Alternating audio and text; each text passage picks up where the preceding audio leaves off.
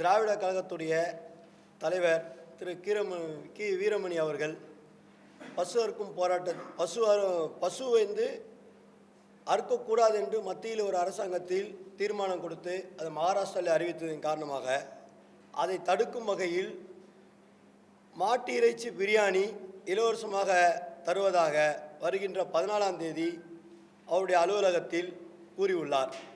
மற்றும் இந்து பெண்களின் தாலியை கொச்சப்படுத்தி அந்த தாலிக்குள்ள ஒரு மகிமையை மிகவும் கேவலப்படுத்தி தாலி அறுக்கும் போராட்டம் என்று ஒன்று அறிவித்துள்ளார்.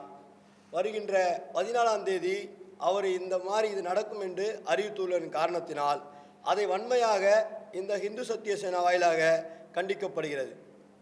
அவருக்கு ஏதாவது இந்துத்துவத்து மேலே நம்பிக்கை இல்லைன்னு சொன்னால் அதை அவரோட வச்சுக்கணும், தனிப்பட்ட கருத்து. இதை இந்துக்கள் அப்படின்னு சொல்லி மற்றவங்களை அவர் இழுத்து பேசுகிறதுக்கு அவருக்கு அதிகாரம் கிடையாது.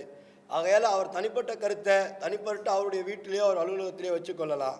இங்கே இந்து பெண்களின் தாலி அறுக்கும் போராட்டம் என்பது வன்மையாக கண்டிக்கத்தக்கது. அது மீறியும் அது நடக்கக்கூடாது. அவர் சொன்ன வார்த்தைக்கு நான் தவறு சொல்லி வேண்டும், மன்னிப்பு பயங்கரமாக கேட்க வேண்டும்.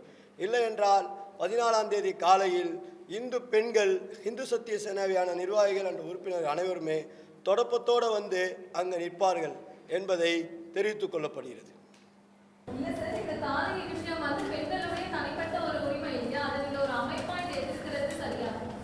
தனிப்பட்ட உரிமைன்னா புரியல மேடம். தாலி என்பது என்ன? இல்லை இல்லை மேடம், பெண்கள் இஷ்டம் புரியலையா?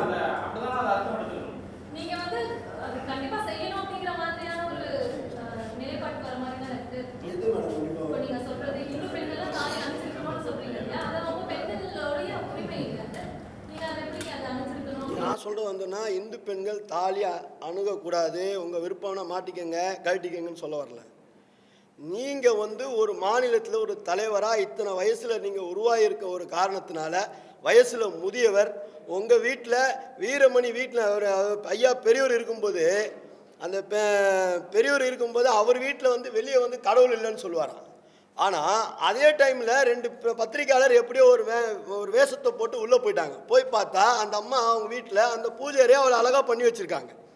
அந்த அழகாக பண்ணி வச்சதை போட்டோ எடுத்துட்டு அந்த அம்மா சொல்கிறாங்க, அந்த ஆள் அப்படி தான் கத்திட்டு இருப்பான், நீங்கள் வாங்க தம்பி சாமி கும்பிட்டு போங்கன்னு சொல்கிறாங்க. ஸோ ஒவ்வொரு வீட்டில் நீ தாலி அறுக்கும் போராட்டத்தை உங்கள் மனைவிகிட்ட செய்யுங்க, உங்கள் மகள்கிட்ட செய்யுங்க, உங்கள் மருமகள்கிட்ட செய்யுங்க. இந்து பெண்கள் தாலி அறுக்கும் போராட்டம்லாம் நீங்கள் நடத்தாதீங்க. நான் எங்கள் இந்து பெண்களை கூப்பிட்டு நீ வலிக்காதன்னு சொல்லலை. நீங்கள் சொல்கிறது மதம் மாற்ற சொல்கிற மாதிரி இருக்குது. நான் அப்படி சொல்லவே இல்லை. நான் சொல்ல வர்றது என்னென்னா, பெண்களுடைய தாலி அறுப்பேன்னு நீங்கள் சொல்கிறது தாலி அறுக்கும் போராட்டம்னு அறிவிக்க வேண்டிய அவசியம் என்ன இருக்குது? நீங்கள் உங்களுக்குள்ள பொதுக்குழு கூட்டிக்கிங்க, உங்கள் நிர்வாகத்தில் இருக்க எல்லாரும் மனைவியும் கூப்பிட்டு தாலி அறுங்க, யாரும் கேட்கல. ஆனால் பெண்களுக்கு தாலி எதுக்குன்னு கேட்டதே முதல் தப்பு இந்து பெண்களுக்கு. சரி, அதுக்கான சில தவறுகள் நடந்தது, அதுவும் சில ஒளி பிரச்சனைகள் நடந்துச்சு. மீண்டும் நான் நம்ம பாண்டியை கூப்பிட்டு கேட்குறாரு, அவர் கேட்கும்போது அவர் பதில் கொடுக்குறது என்ன? நாங்கள் ரோட்டில் போகிற பொம்பளை பிடிச்சி தாலியாக இருக்குல்ல, எங்கள் அலுவலகத்தில் ஐயா சொன்ன மாதிரி பதிவு பண்ணிக்கங்கன்னு சொல்கிறார். இது 2வது ஒரு மதம் மாற்ற மாதிரில இருக்குது. இப்போ தாலி இல்லாத ஒரு மதம் ஒன்று உருவாகுதுன்னு புதுசாக உருவாக்குறாங்களா கலாச்சார நாட்டில்?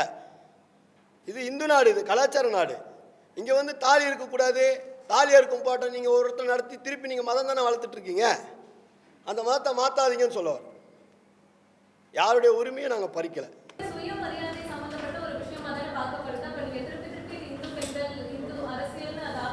தட் இஸ் நாட் அரசியல் மேடம். நீங்கள் நல்லா யோசனை பண்ணுங்க. இது அரசியலே பண்ணலை. அந்த அரசியல் இதுக்கான குரலை கொடுக்கவே இல்லை.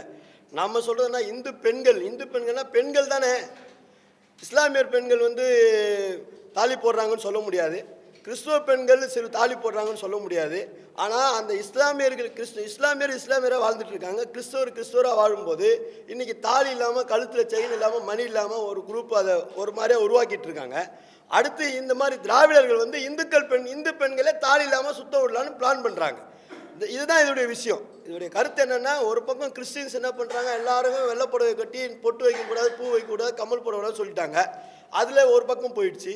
இப்போ நாட்டில் இருக்குது திராவிடர், இஸ்லாமியர், கிறிஸ்துவர் 3 பேர் தான் இருக்காங்க. இந்துக்கள்னு ஒருத்தர் கிடையாது. ஏதோ நான் இந்துக்களையும் தேடி பிடிச்சி கொண்டு வரும்போது அந்த இந்துக்களையும் தாலி எடுத்து அவங்களையும் விதவை மாதிரி சுத்த முடியக்கூடிய சூழ்நிலை உருவாகிடக்கூடாது. இன்னும் 5 ஆண்டு காலங்களில் பொட்டு வைக்கவும் முடியாது, தாலி கட்டக்கூடாதுன்னு சொல்லிட்டாங்க. இப்போ அடுத்து பொட்டு வைக்க முடியாது இந்து பெண்கள். நாங்கள் என்ன சொல்ல வரோன்னா, இது தொடரக்கூடாது. இன்றைக்கி என்ன பண்ணீங்க, தாலியில் கை வச்சிட்டிங்க. நாளைக்கு என்ன பண்ணுவீங்க, பொட்டு வைக்காதுன்னு சொல்லுவீங்க. நாளைக்கு என்ன பண்ணுவீங்க, பட்டை அடிக்காதுன்னுவீங்க. அதுக்கு அடுத்த வருஷம் யாருமே பட்டை அடிச்சுட்டோ தொட்டு போட்டோ டவல் போட்டோ ரோட்டில் வராதுன்னு சொல்லுவீங்க. அப்போ இதெல்லாம் நாங்கள் கேட்டுக்கிட்டு ஒவ்வொன்றும் விட்டுக்கிட்டு நாங்கள் என்ன பாகிஸ்தான்லையா இருக்கோம்?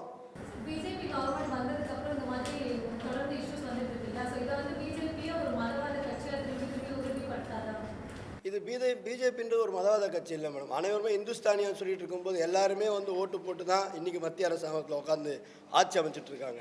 எல்லாருக்கும் அதுக்காக எல்லா இடத்துலையும் மசூதி இருக்குது, எல்லா இடத்துலையும் கிறிஸ்டின்ஸ் இருக்காங்க, எல்லா இடத்துலையும் இந்துஸ் இருக்காங்க. நான் இப்போ எங்களுக்கு ஒரு விஷயம் சொல்கிறேன்னா, இப்போ மதவாத கட்சி பிஜேபி மத்தியில் ஆளுதுன்னு சொன்னால் அவங்க ஃபஸ்ட்டு செய்ய வேண்டிய வேலை என்னன்னு கேட்டிங்கன்னா, மசூதியில் இருக்க புனல் அவுக்குறது தான் அவங்க வேலை. அது இது வரைக்கும் செய்யலையே. நாங்கள் புனலெல்லாம் அவுக்க சொல்லலையே. புனல் சுப்ரீம் கோர்ட் ஆர்டர் படி புனல் எங்கேயுமே அனுமதி கிடையாது. ஆனால் அது மசூதியில் இருக்குது. அவங்க மதவாத கட்சியாக இருந்தால் ஃபஸ்ட்டு அதை எடுத்துருப்பாங்க இல்லைங்களா. எல்லாமே எங்களுடைய கான்செப்ட் என்ன, பசுவதை தடுப்பு சட்டத்தை 1924 அதுக்காக போராடிட்டு இருக்கோம் நாங்கள். ஸோ அது இந்த போராடி இன்றைக்கி ஃபஸ்ட்டு இதில் மோடி இருந்த குஜராத்தில் ஆரம்பிச்சிட்டாங்க. ரெண்டாவது மகாராஷ்டிராவில் அதை அறிமுகப்படுத்திட்டாங்க. இப்போ தமிழகத்திலையும் அதை அறிமுகப்படுத்த வேண்டும் என்பது என்னுடைய வேண்டுகோள். இந்தியா முழுவதும் பசுவதை சட்டத்தை அமுல்படுத்துவதற்காக நேற்று முன்தினம் நமது உள்துறை அமைச்சர் ராஜ்நாத் சிங் அவர்கள் இதுக்கான முழு முயற்சி எடுத்துக்கொண்டிருக்கிறார். ஆகையால் பசுவை காப்பாற்றுவதற்காக போராடி கொண்டிருக்க அமைச்சர்களும் பசுவை காப்பாற்றுவதற்காக செயல்படுகின்ற மத்திய அரசை மதவாத கட்சிக்காக பசுவை மட்டும் காப்பாற்றுன்ற ஒரு காரணமே இல்லை. அது பசு என்பது இந்து தெய்வங்களின் ஒரு கோமாதாவாக வளர்ந்து கொண்டிருக்கிற காரணத்தினாலும் பசுவை அழிக்கும் பொழுது அதனால் வர துன்பங்கள் என்னவென்றால், பசு அழித்தால் பால் வளம் குறைகிறது, பாலில் கலப்படம் வருகிறது, பாலில் சில விலைவாசிகள் ஏறுகிறது. இதெல்லாம் தடுப்பதற்கு பசுவதை தடுப்பு சட்டத்தை அமுல்படுத்த வேண்டும், அமுல்படுத்தியே ஆக வேண்டும். இரண்டாவது, இந்தியாவிலேயே பசுவை கோமாதாவாக தாய்க்கு அடுத்து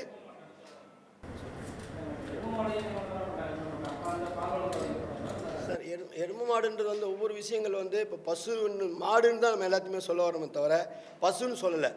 பசுவதை தடுப்பு சட்டம்ன்றது அந்த அப்போ ஏற்கனவே காந்தி இருக்கும்போதே அந்த பசுவதை சட்டத்தை அமுல்படுத்திட்டாங்க. அதை செயல்பாடு கொண்டு வரல. இப்போ நீங்கள் கேட்ட கேள்வி தான், எருமை மாடு இருக்குதே அதை எப்படி வெட்டுறதுன்னு கேட்டால், எல்லாத்துக்குமே ஒரு வயசு காலகட்டம் இருக்குது. அதுக்குன்னு ஒரு வயசு இருக்குது. அந்த பசுக்கும் சரி, மாடுக்கும் சரி, காளைக்கும் சரி, எருதுக்கும் சரி, இதுக்கெல்லாம் ஒரு வயசு இருக்கும்போது அந்த வயசு மீறின பிறகு தான் அந்த பசுவை அடிமாட்டுக்கு, அந்த காளையை அடிமாட்டுக்கு மாற்றக்கூடிய சூழ்நிலை இருக்குது. ஆனால் இவங்க கண்ணுக்குட்டியே அறுக்கிறாங்களே.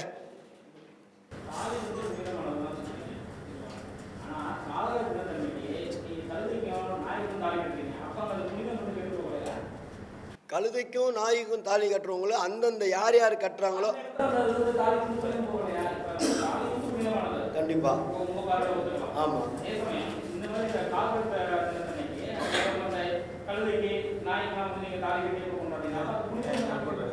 அது புனிதம் சொல்ல முடியும். நீங்கள் நாயையும் கழுதையும் தனியாக பார்க்குறீங்க. நாய் பைரவர் அப்படி விட நாங்கள் எங்கள் கடவுளாக நாங்கள் பண்ணிட்டு இருக்கோம்.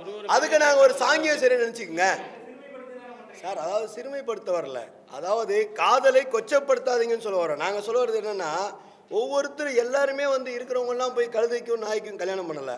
கழுதைக்கும் நாய்க்கும் கல்யாணம் பண்ணுறவங்க யாரோ அவங்கள கேட்கலாம். நாங்கள் என்ன சொல்ல வரோன்னா, காதலர்கள் என்ன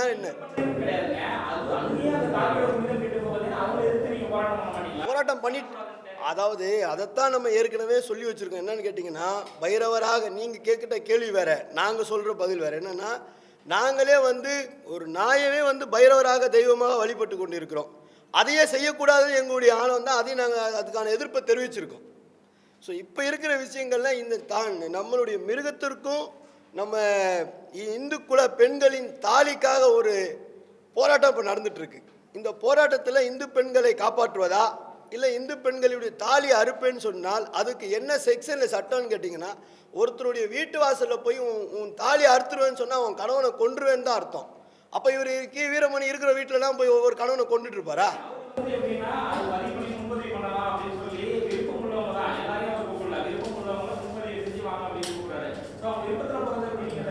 எப்படி எப்படி சொன்னார், எப்போ சொன்னார் அவர் விருப்பத்துக்கு வாங்கன்ட்டு?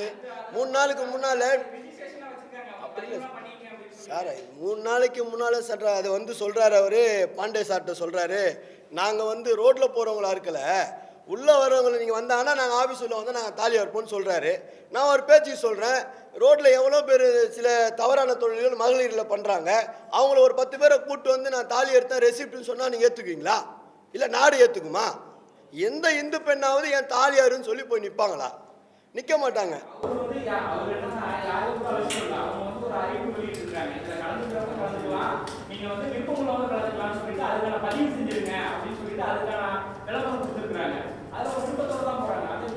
அது விருப்பத்தோட போறாங்க நீங்க எப்படி சொல்றீங்க? நான் என்ன சொல்றேன்னா, ஒரு அதாவது சார் ஒரு தெருமுனை கூட்டம் நடத்துறாங்க சார். அந்த தெருமுனை கூட்டத்தில் நீங்க வந்து நான் ஒரு அரசியல் கட்சி இதை ஏமாத்தினா அதை ஏமாத்தினா நம்ம சொல்லலாம். ஆனால் முருகனுக்கு எத்தனை பொண்டாட்டின்னு கேட்க முடியாதுல்ல. முருகன் தனிப்பட்ட மனிதனுடைய சொத்தே அல்ல, அது ஒரு பொது கடவுள். அந்த பொது கடவுளை விமர்சிப்பதற்கு யாருக்கும் அதிகாரம் கிடையாது. நீ அதை சொல்லக்கூடாது. அப்படி ஒவ்வொரு விஷயத்தையும் நீ சொல்லிட்டு நான் சொல்றதை கேட்டுக்கிறவங்க கேட்டுக்குங்க, கேட்டுக்காதவங்க கேட்காதீங்கன்னு சொல்லக்கூடாது அல்லவா? இந்து நாட்டில் இருந்துக்கிட்டு இந்து பெண்கள் தாலி அறுப்புன்னு சொல்வதே முதல் குற்றம். அதற்கு பயங்கரமாக மன்னிப்பு கேட்க வேண்டும்.